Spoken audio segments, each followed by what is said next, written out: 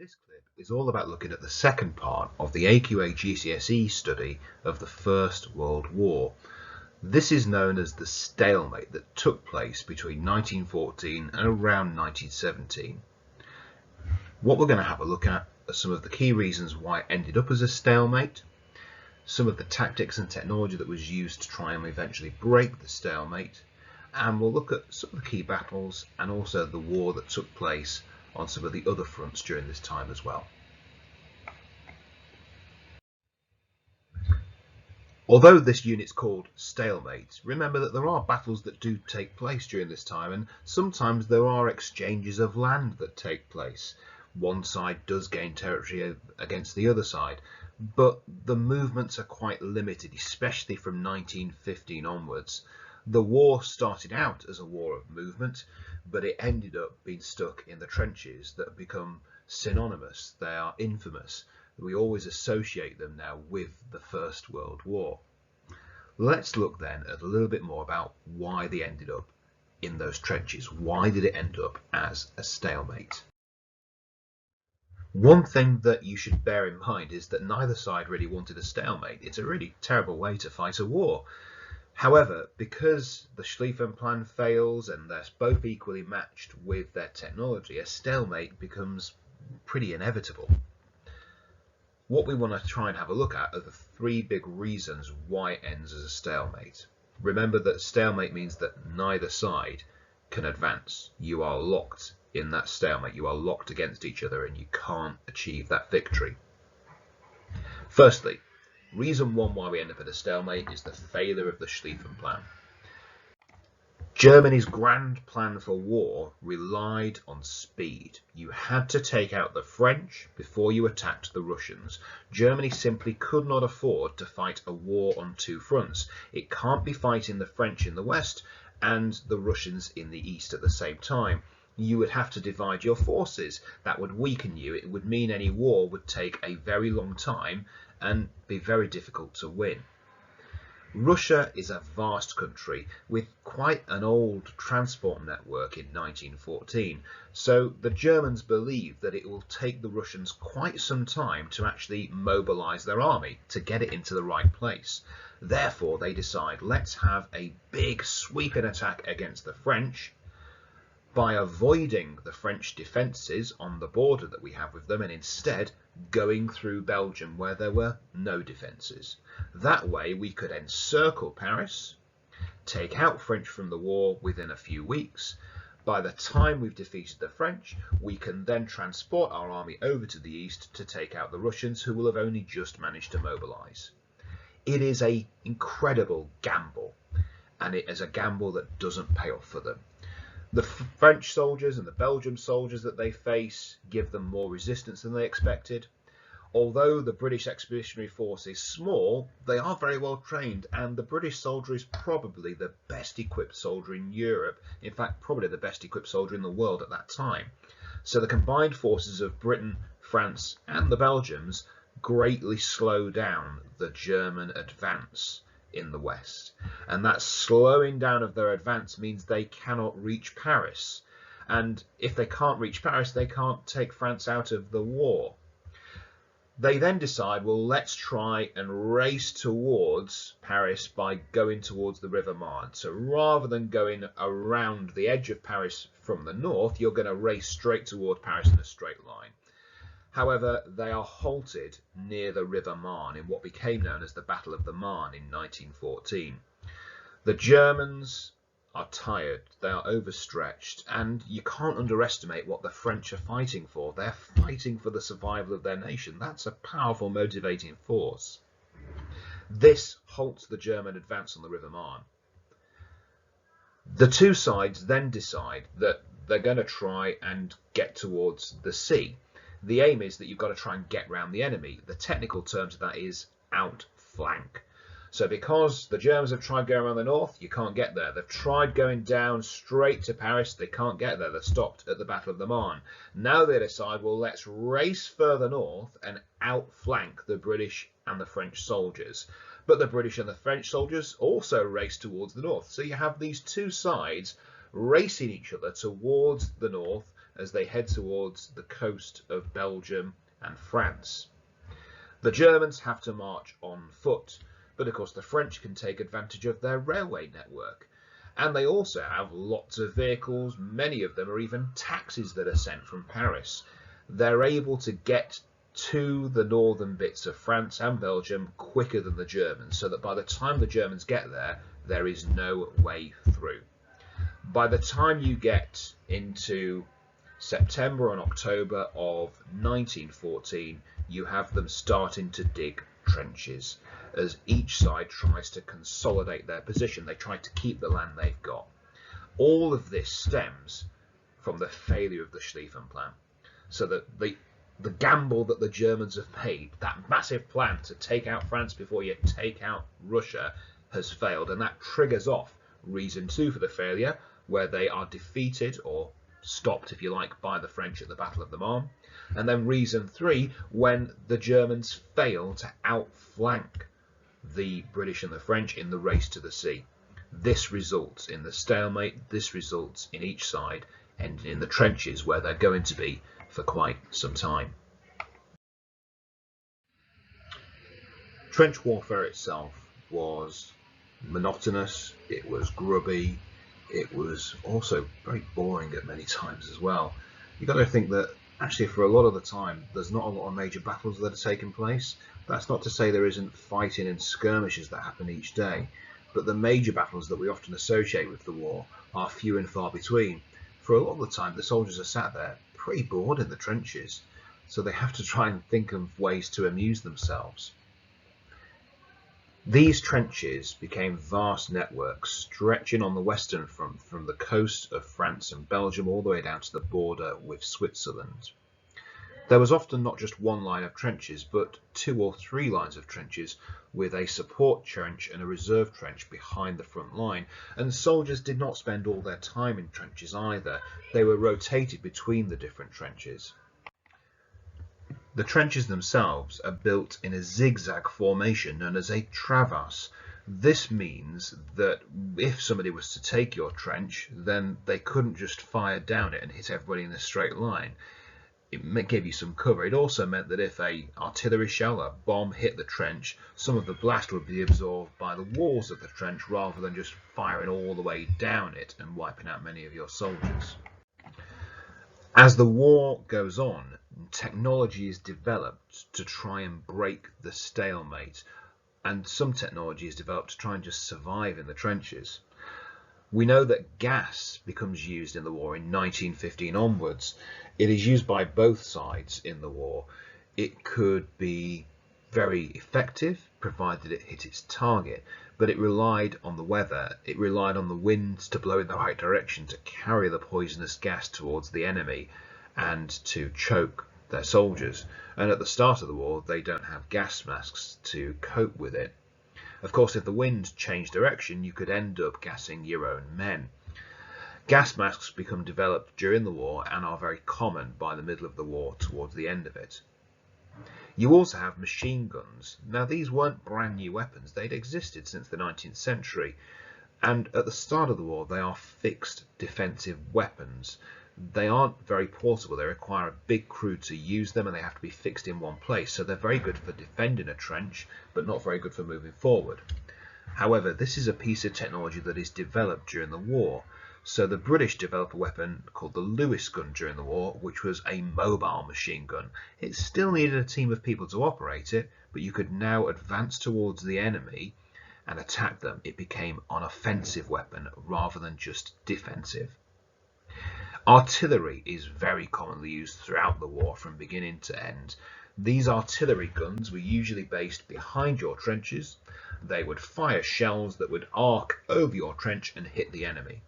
Towards the middle and end of the war, they became increasingly accurate at hitting their targets, and the shrapnel that came off from these shells was just as deadly as the explosion itself. 2 bits of technology that were really state-of-the-art during the war are tanks and aircraft. The tank was a British invention that's developed and first used at the Battle of the Somme in 1916. However, it wasn't very effective when first introduced. The first Mark I tanks were fairly unreliable and sometimes would get stuck. They struggled to learn how to use this new technology together with the infantry they had on the ground. But battles that take place at Cambrai and the battles in 1918 that take place in the 100 days towards the end of the war eventually see the tank come into its own and become increasingly effective on the battlefield.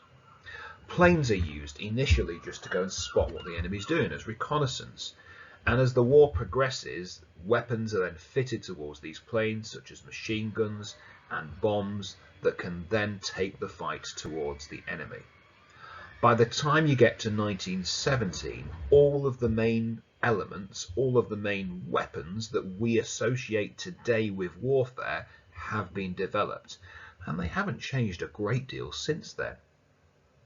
These weapons made it very hard to break through the enemy's line, because if you're facing down a machine gun, how do you get past it?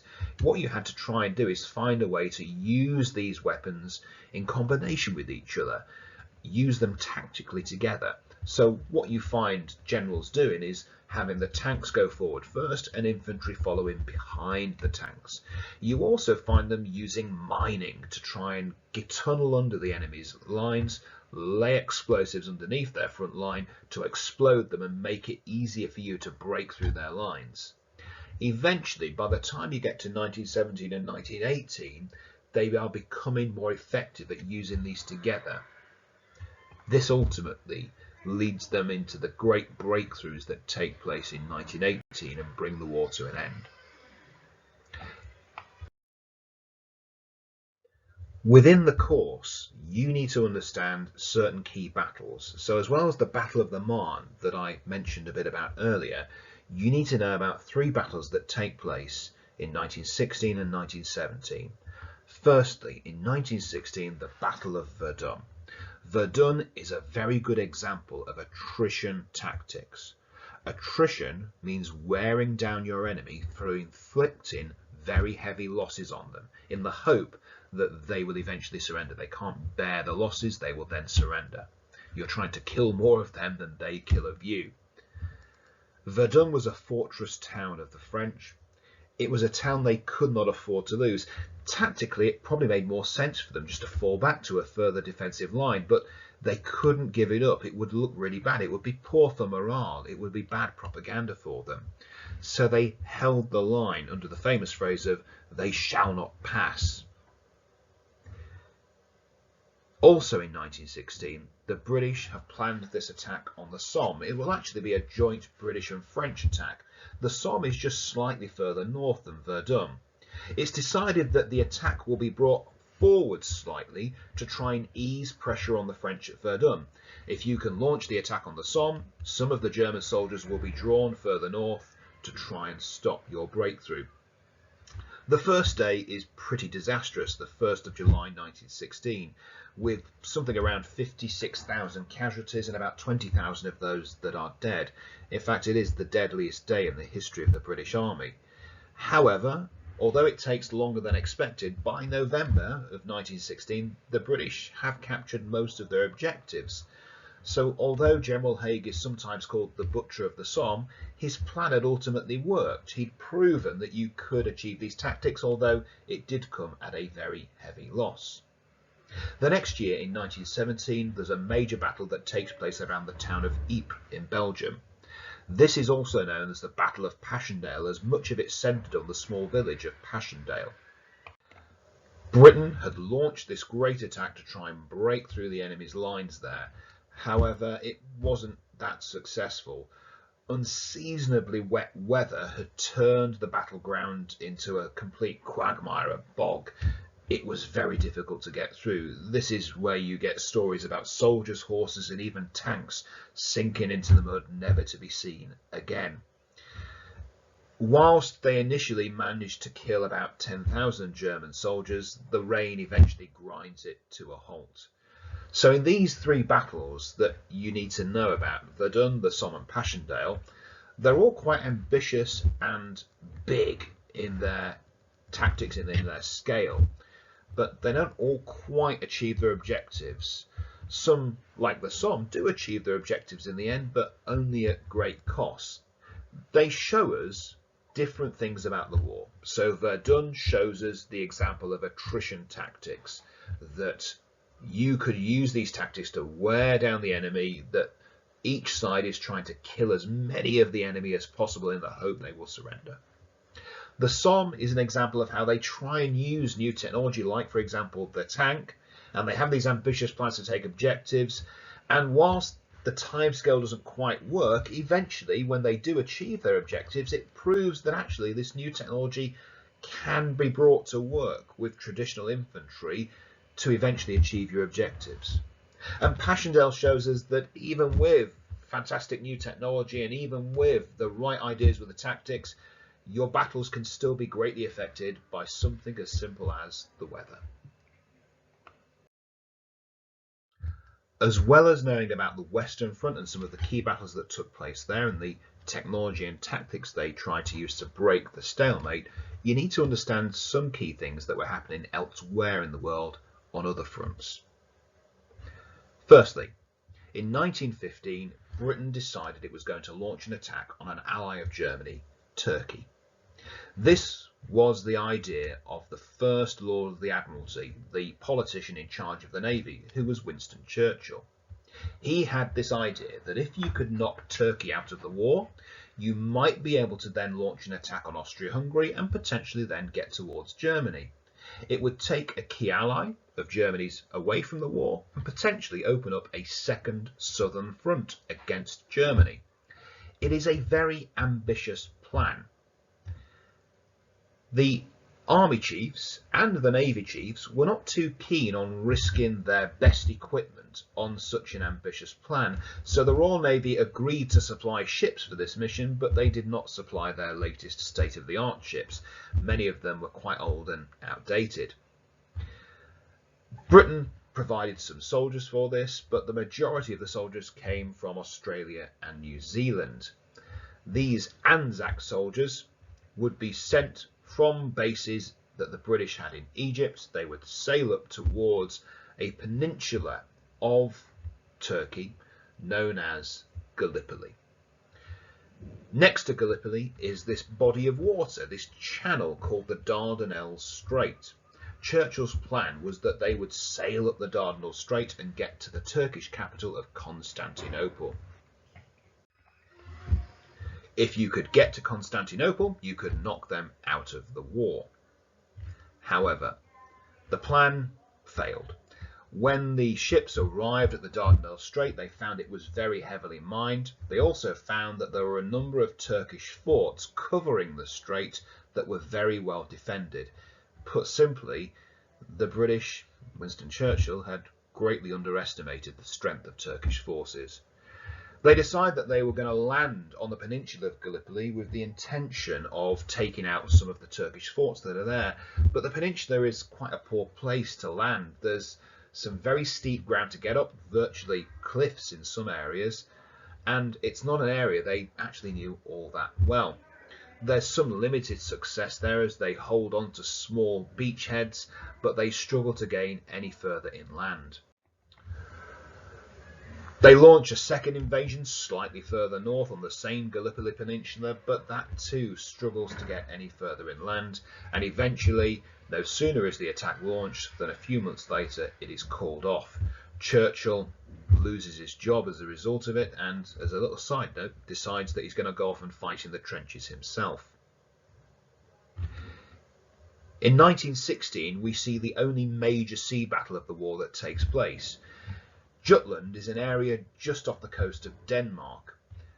For most of the war, the British fleet dominates the seas, especially the North Sea. And in fact, as I'll go through in the third clip all about the end of the war, Britain had been using its navy to block German ports. In 1916, Germany orders its high seas fleet out for the first time. So remember that Wilhelm has been building these battleships for years before the war, but actually only sends most of them out to fight in 1916. They engage the British fleet in battle at Jutland in 1916. And whilst the Germans inflict more losses on the British than they themselves suffer, The Germans don't really have a great victory, and neither do the British. It's a bit of an inconclusive campaign. Germany kills more British people and kills more British ships than Britain kills of Germans and German ships. But following the battle, the German ships returned to their port and they stayed there for the rest of the war, leaving Britain with complete control of the North Sea. So Jutland is one of those battles that on paper looks like a German victory because the Germans kill more British, but actually in reality the Germans go home afterwards and don't leave port ever again. So you can argue it's a British victory. The Germans were too afraid of risking their ships to engage in another battle with the British after that. Throughout the war, you've also got this U-boat campaign that's taking place.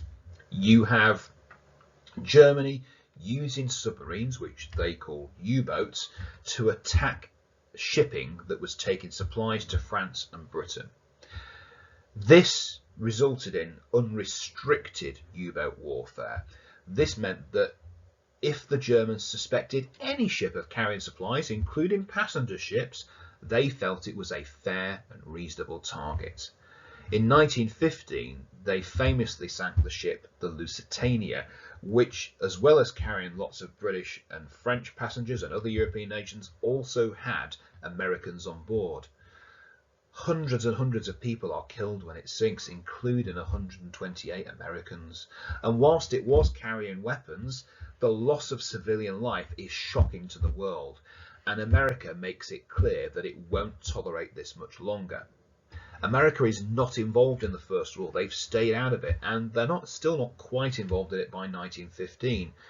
But because they've made it known that they won't tolerate this much longer, Germany decides to scale back the U-boat campaign. So we go from unrestricted U-boat warfare to restricted U-boat warfare during 1916. However, the British blockade, which I'll talk more about in the next clip, was really biting Germany by the time we get to 1917. And because of that, they decided to launch once more their unrestricted U-boat warfare, which resulted in America becoming involved. I'll talk more about that in the next clip.